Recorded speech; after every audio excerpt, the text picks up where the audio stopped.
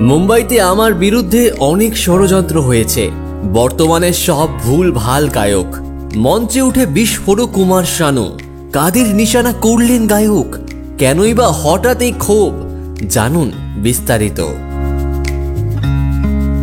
নাম তার কুমার শানু, খ্যাতি তার ভারত জোড়া।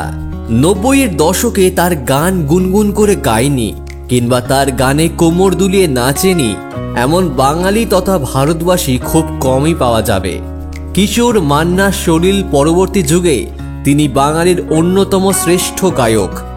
আজও তার বহু গান সুপারহিট। বিভিন্ন মানুষ আজও তারই গান কপি করে জীবন ধারণ করে। এই কুমার শানুর জীবন কিন্তু মোটেই সহজ ছিল না। বাঙালি হয়ে মুম্বাইতে গিয়ে অনেক কষ্ট করেই সে নিজের জায়গা তৈরি করেছিল।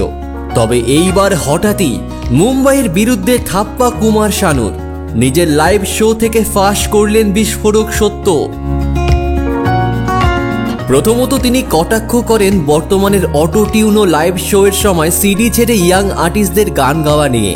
প্রসঙ্গত এই নিয়ে এর আগেও নিজেদের বিরক্তি প্রকাশ করে সুনিধি চৌহান, সোনু নিগমের মতো শিল্পীরা। বর্তমানে বহু শিল্পী লাইভ পারফরমেন্সের নামে নিজের পুরনো সিডি ছেড়ে শুধু মাইকের সামনে ঠোঁট বিড়বিড় করে। এরই তীব্র প্রতিবাদ করে প্রথমে কুমার শানু বলেন, এখন সব স্টেজে উঠে ট্র্যাক 1-এর সিডি চালিয়ে শুধু ঠোঁট বিড়বিড় করে গান গায়। তবে আমি আমার ফ্যানদের সাথে এই চিট করতে পারবো না। আমি আবার নিজের গলাতেই লাইভ গাইব। তাতে যদি আমার ভুল ভ্রান্তি হয় আমি ক্ষমা চাইব।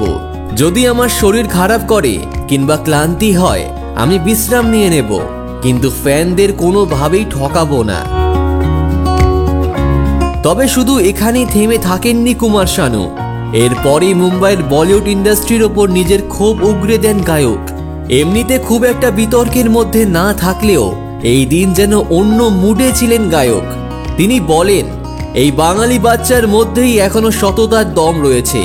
মুম্বাইয়ে আমার বিরুদ্ধে অনেক ষড়যন্ত্র হয়েছে, কিন্তু এত সহজ নয় আমায় সরিয়ে দেওয়া। যতদিন আছি এভাবেই গান গাইব।